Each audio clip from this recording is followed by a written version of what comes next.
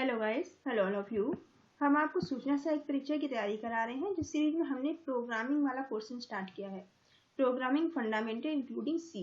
ठीक है, तो सी से जो भी आपके बेसिक क्वेश्चन बन सकते हैं उन्हें हम इस वीडियो में कवर करेंगे। तो इसके अगर फर्स्ट पार्ट अगर आपने इसका नहीं देखा तो आप देख लीजिएगा। तो फर्स्ट पार्ट में आपको मैंने 50 क्वेश्चन तक कराए थे, तो उसको देख लीजिएगा। उसके बाद इसका सेकेंड पार्ट आप देखना। ठीक है, तो आज हम इस वीडियो में जो भी बचे हुए क्वेश्चन है उन्हें कवर करेंगे। तो हम आज 51 से करने वाले हैं। 50 तक क्वेश्चन हम कर चुके हैं इसके। अगर आप हमारी डिटेल्ड वीडियो देखना चाहते हैं तो आप मुझको जो RBSC की क्लास 9, 10, 11, 12 के जो वीडियो हैं वो आप देखिएगा। प्लेलिस्ट चेक करना तो वहाँ आपको मिल जाएंगे। ठीक है, चलिए स्टार्ट करते हैं। क्वेश्चन नंबर 51, इसमें आपसे पूछा गया है विच header file is essential using, जो कौन सी जो ऐसी फाइल है जो कि हेडर फाइल एसेंशियल होती है, आवश्यक होती है फॉर यूजिंग strcmp। ठीक है, स्ट्रिंग कैंप के लिए कौन सी जो फाइल है वो इम्पोर्टेंट है। तो स्ट्रिंग कैंप फंक्शन के लिए इम्पोर्टेंट फाइल कौन सी होती है, तो string.h इसकी इम्पोर्टेंट फाइल होती है। ठीक है, तो string.h जो है वो स्ट्रिंग कैंप फंक्शन के लिए इम्पोर्टेंट होती है। और थोड़ा अच्छे से आप समझ लीजिए डिस्क्रिप्शन में। फंक्शन, जो फंक्शन होते हैं strcmp जो फंक्शन है एक बिल्ट इन लाइब्रेरी फंक्शन है। ये कैसा फंक्शन है, ये बिल्ट इन लाइब्रेरी फंक्शन है और इसे string.h हेडर फाइल में डिक्लेयर किया जाता है। ठीक है, इसे किस में डिक्लेयर किया जाता है, तो इसमें string.h हेडर फाइल में इसको डिक्लेयर किया जाता है। इस फंक्शन का उपयोग स्ट्रिंग आर्गुमेंट को कंपेयर करने के लिए किया जाता है। यह स्ट्रिंग जो फाइल होती है उसको ये कंपेयर करने का काम करता है। इसका अर्थ है कि दो स्ट्रिंग एक एक कैरेक्टर को एक दूसरे के साथ कंपेयर किया जाता है। दो स्ट्रिंग को ये आपस में कंपेयर करने का काम करता है। ठीक है, नेक्स्ट क्वेश्चन है इसमें malloc फंक्शन।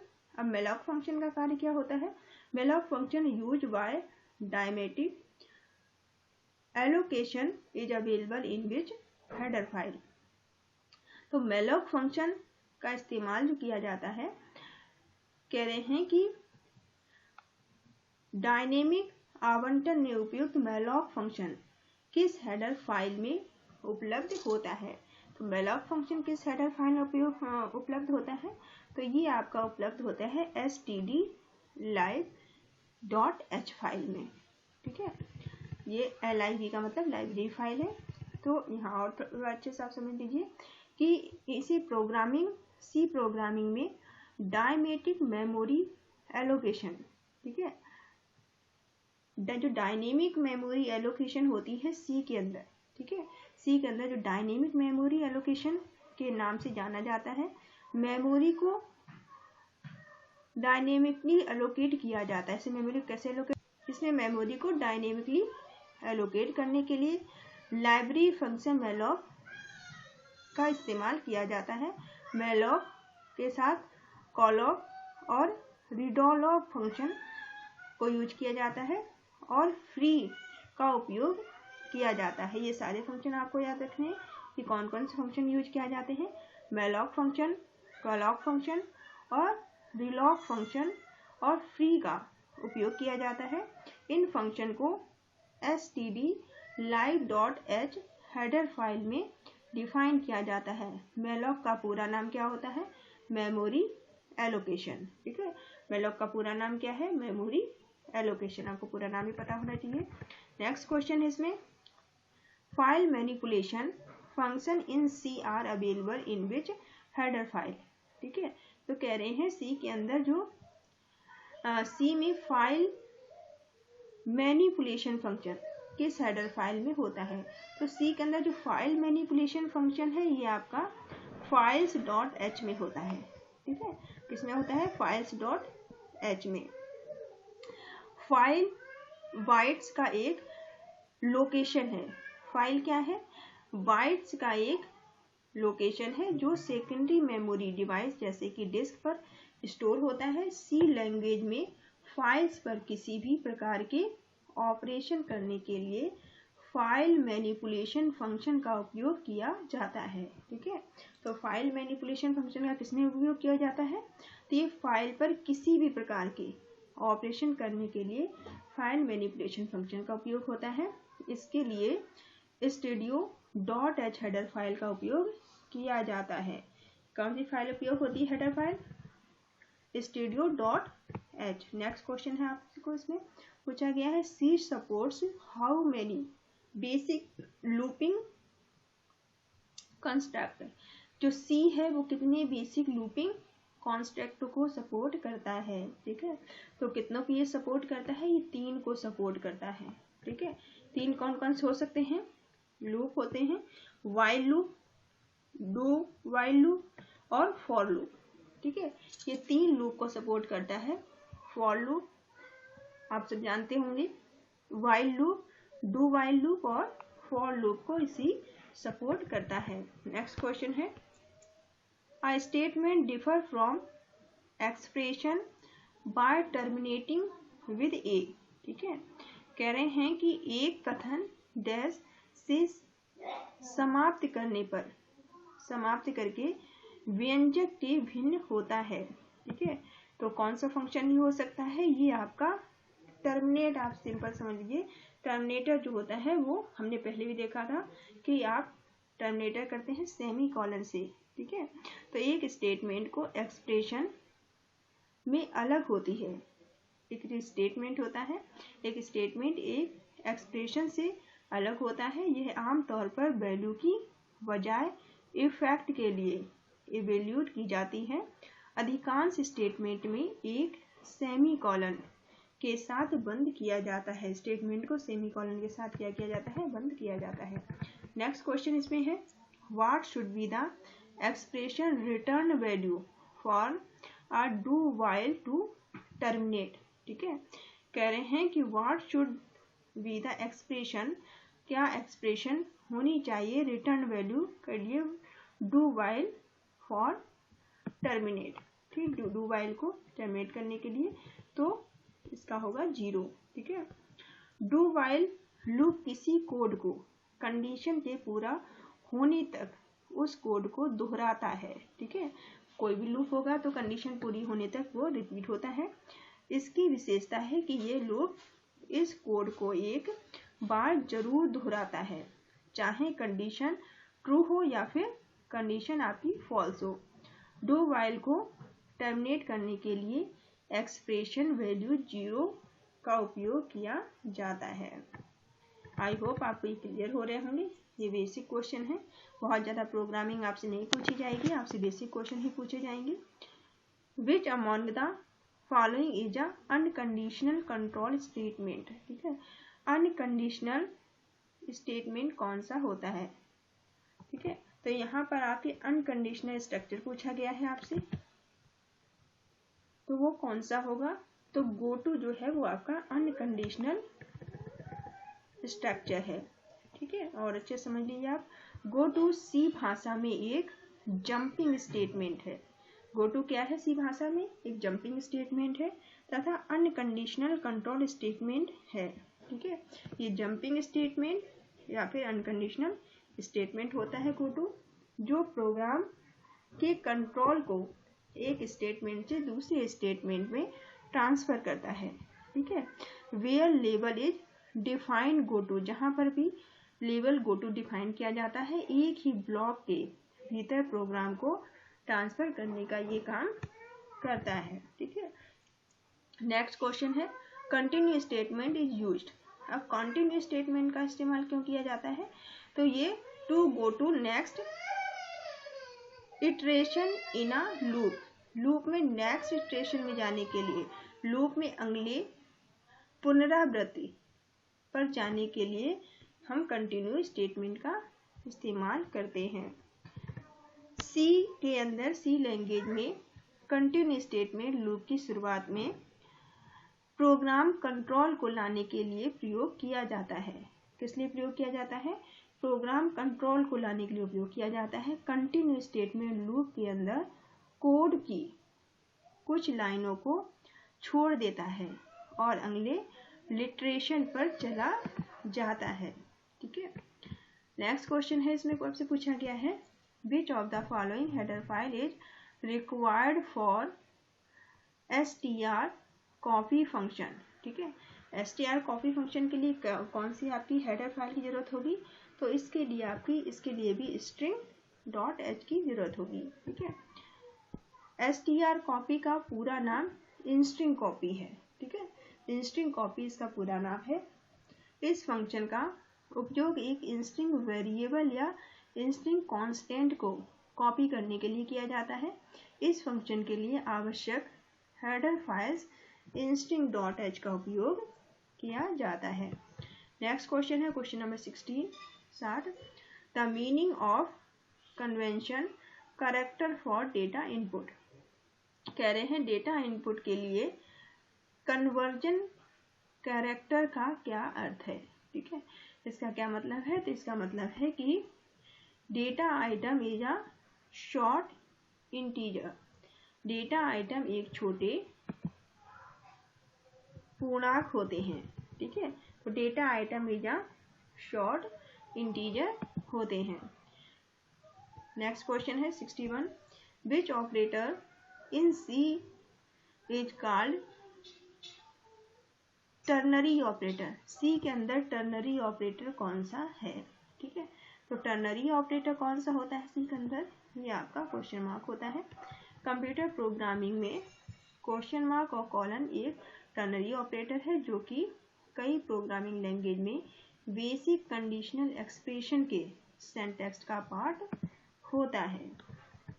नेक्स्ट क्वेश्चन है the conversion character for data input means that the data items. कहते हैं डेटा इनपुट के लिए रूपांतरण वर्णों का अर्थ है कि डेटा आइटम है। तो क्या डेटा आइटम्स में हो सकता है, तो इसमें अ शॉर्ट इंटीजर का उपयोग होता है। ठीक है, डेटा इनपुट के लिए जब छोटी संख्या को स्टोर करने या रूपांतरित करने के लिए मेमोरी रिजर्व करना होता है। ठीक है, मेमोरी को रिजर्व करना होता है और स्टोर की जाने वाली संख्या पूर्णांक ही होती है, तब हम डेटा आइटम एक छोटा पूर्णांक होता है इसी स्थिति में। नेक्स्ट क्वेश्चन है आपसे पूछा गया है कि an expression contain relational assignment and arithmetic operators if parenthesis are not present the order will be. ठीक है, कह रहे हैं कि एक एक्सप्रेशन में रिलेशनल असाइनमेंट तथा अंकगणितीय ऑपरेशन है। यदि कोष्टक जो पैरेंथेसिस है मौजूद नहीं हो तो इसका क्या क्रम होगा, नहीं मौजूद होगा तो क्या होगा इसका क्रम। ठीक है, तो इसके लिए आपका अर्थमेटिक, रिलेशनल और असाइनमेंट, ये इसका क्रम ये होगा। सबसे पहले अर्थमेटिक आएगा, फिर रिलेशनल आएगा, फिर क्या आएगा असाइनमेंट। नेक्स्ट क्वेश्चन है which of the following system is use for the store class. ठीक है, स्टोरेज क्लास के लिए किसका यूज किया जाता है, कीवर्ड का। तो इसके लिए हम यूज करते हैं ऑटो का। ठीक है, ऑटो का इस्तेमाल किया जाता है इसके लिए। स्टोरेज क्लास को डिफाइन करने के लिए ऑटो कीवर्ड का उपयोग किया जाता है। याद रखना कि ऑटो कीवर्ड का हम यूज करते हैं स्टोरेज क्लास को डिफाइन करने के लिए। नेक्स्ट क्वेश्चन है multi dimensional array can be expressed in terms of. जो मल्टी डायमेंशनल एरे हैं वो किस तरह से एक्सप्रेस किए जा सकते हैं, तो ये को हम एक्सप्रेस कर सकते हैं एरे ऑफ पॉइंटर। कैसे एक्सप्रेस किया जा सकता है, array of pointer rather than as pointer to a group of continuous array. ठीक है, तो एक मल्टी डायमेंशनल एरे को कॉन्टिजियस एरे के पॉइंटर की बजाय पॉइंटर की एरे के संदर्भ में इसे व्यक्त किया जा सकता है। नेक्स्ट क्वेश्चन है the number of relational expression in C language is. तो कह रहे हैं कि सी भाषा में रिलेशनल ऑपरेशन जो ऑपरेटरों की संख्या है। तो कौन कौन सी संख्या है इसकी संख्या 6 होती है, 6 होती है। ठीक है। कॉमन रिलेशन ऑपरेटर्स कुल 6 होते हैं, जो कि दो ऑपरेंड के बीच कंपैरिजन शोइंग द रिलेशनशिप करने के लिए बूलियन मान देते हैं। ठीक है। नेक्स्ट क्वेश्चन है इसमें, question number 67। In the C language A represent, C language के अंदर ए रिप्रेजेंट करता है किसको? कैरेक्टर को। ठीक है। ए रिप्रेजेंट किसे करता है? कैरेक्टर को। नेक्स्ट क्वेश्चन है, a compound statement is a group of statement included between a pair of, कह रहे हैं कि कंपाउंड स्टेटमेंट जो है is group of statement including between a pair, तो ये किसमें इंक्लूड होता है? डबल कोटेड में। ठीक है। डबल कोट्स में से इंक्लूड किया जाता है। दो या दो से अधिक स्टेटमेंट को ओपनिंग या क्लोजिंग कर्ली ब्रेसेस के बीच इनक्लोज करने के लिए हम ग्रुप्ड किया जाता है। स्टेटमेंट में एक समूह होता है जिसे कि कंपाउंड स्टेटमेंट कहा जाता है। ठीक है। नेक्स्ट क्वेश्चन है, लिंकेज, लिंक क्या है? ठीक है। लिंक क्या है? एनालाइजिंग टूल इन सी। ठीक है। तो इसमें एक सी में एक विश्लेषण उपकरण है जो आपकी लिंक है। नेक्स्ट क्वेश्चन है, टू कंटिन्यू कमांड, जो कंटिन्यू कमांड है, तो the continue command can not be used with, जो कंटिन्यू कमांड है वो किसके साथ इस्तेमाल नहीं होती है? तो विच के साथ इस्तेमाल नहीं होती है। ठीक है। कंटिन्यू कीवर्ड का उपयोग किसी भी लूप कंट्रोल स्ट्रक्चर में किया जाता है। ठीक है। तो कंटिन्यू कीवर्ड है, इसका उपयोग किसी भी लूप कंट्रोल स्ट्रक्चर में इसका उपयोग होता है। यह लूप को तुरंत लूप के अगले इटरेशन पर जंप कराने के लिए, ठीक है, लूप के अगले इटरेशन में जंप कराने के लिए होता है। लूप के लिए कंटिन्यू कीवर्ड कंट्रोल को तुरंत अपडेट स्टेटमेंट पर जंप किया जाता है, यही जंप हो जाता है। नेक्स्ट क्वेश्चन है, when the main function is called, it is called with a argument. ठीक है। जो मेन फंक्शन होता है, when the main function is called, main function को हम क्या कह सकते हैं? Is the called with a argument. तो इसे हम, ये आपका ARGC भी कहलाता है और ARGB भी कहलाता है। ठीक है। तो वेरिएबल ARGC, जो भी वेरिएबल ARGC है के नाम से आर्गुमेंट काउंट, इसका पूरा नाम क्या है? आर्गुमेंट काउंट के लिए, आर्गुमेंट काउंट में प्रोग्राम को दिए जाने वाले आर्गुमेंट की नंबर्स होते हैं, जो 4 ARGB के नाम से तर्क वेक्टर के लिए या फिर वेक्टर 1 डायमेंशनल एरे हैं, जो कि ARGB इंस्टिंग पर 1 डायमेंशनल एरे हैं। ठीक है। ये दोनों सही हैं, तो आप इसमें डी वाला ऑप्शन लगाएंगे। नेक्स्ट क्वेश्चन है, C allows array for greater than 2 dimensions, who will determine this. ठीक है। तो इसका क्या मतलब होगा कि ये कंपाइलर होता है, कह रहे हैं सी 2 से अधिक आयामों की सारणियों की अनुमति देता है, जो कि इसे निर्धारित करेगा, जिसे कि हम कंपाइलर इसे निर्धारित करता है। ठीक है। और अच्छे समझ लीजिए आप कि एक कंपाइलर एक कंप्यूटर प्रोग्राम है। कंपाइलर क्या है? एक कंप्यूटर प्रोग्राम है। कंप्यूटर कोड को, जो कि कंप्यूटर कोड को एक प्रोग्रामिंग लैंग्वेज, सोर्स लैंग्वेज से अनदर लैंग्वेज यानी कि टारगेट लैंग्वेज में ट्रांसलेट करता है। कंपाइलर नाम का उपयोग मुख्य रूप से उन प्रोग्राम के लिए किया जाता है जो सोर्स कोड को हाई लेवल प्रोग्रामिंग लैंग्वेज से लो लेवल प्रोग्रामिंग लैंग्वेज में अनुवाद करते हैं। अतः सी लैंग्वेज में भी कंपाइलर ही निर्णय लेता है कि एरे कितने आयाम या डायमेंशन का है। ठीक है। नेक्स्ट क्वेश्चन है इसमें, इन सी आ यूनियन इज, सी के अंदर यूनियन क्या है, ठीक है। तो सी के अंदर यूनियन क्या है, ये एक मेमोरी स्टोर है, ठीक है, मेमोरी स्टोरेज है जो कि मेमोरी को स्टोर करने का काम करता है। और अच्छे से आप समझ लीजिए कि यूनियन सी लैंग्वेज में उपलब्ध एक स्पेशल डेटा टाइप होता है। यूनियन क्या है, एक स्पेशल डेटा टाइप है, स्पेशल टाइप का डेटा टाइप है जो विभिन्न डेटा टाइप को एक ही मेमोरी लोकेशन में स्टोर करने की अनुमति देता है, ठीक है। ये यूनियन का उपयोग करके हम एक ही मेमोरी लोकेशन पे डेटा को स्टोर कर सकते हैं। आप कई नंबर्स के साथ यूनियन को डिफाइन कर सकते हैं, लेकिन किसी भी समय लेवल एक नंबर में एक वैल्यू हो सकती है। नेक्स्ट क्वेश्चन है, a pointer to a pointer in a form of, ठीक है, कह रहे हैं एक पॉइंटर के लिए दूसरा पॉइंटर किस रूप में होता है। तो ये किस रूप में होता है, ये आपका मल्टीपल इन डायरेक्शन में भी हो सकता है और चेन ऑफ पॉइंटर में भी हो सकता है। तो ये दोनों आपके हो सकते हैं, मल्टीपल इन डायरेक्शन में भी और चेन ऑफ पॉइंटर में भी हो सकते हैं, ठीक है। तो आपका सी वाला ऑप्शन इसका सही हो जाएगा।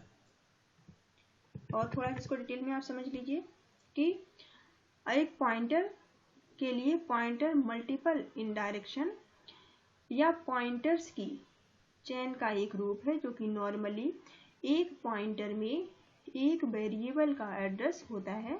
जब हम एक पॉइंटर के लिए पॉइंटर्स को डिफाइन करते हैं तो फर्स्ट पॉइंटर में सेकेंड पॉइंटर का पता होता है, ठीक है। पहले वाले पॉइंटर में दूसरे वाले पॉइंटर का क्या होता है, एड्रेस होता है, ठीक है। नेक्स्ट क्वेश्चन है, पॉइंटर्स आर, पॉइंटर्स से क्या है, पॉइंटर्स आर ऑफ, तो पॉइंटर्स जो हैं ये इनमें से कोई भी इसका ऑप्शन नहीं है, ये सारे गलत हैं इसमें से।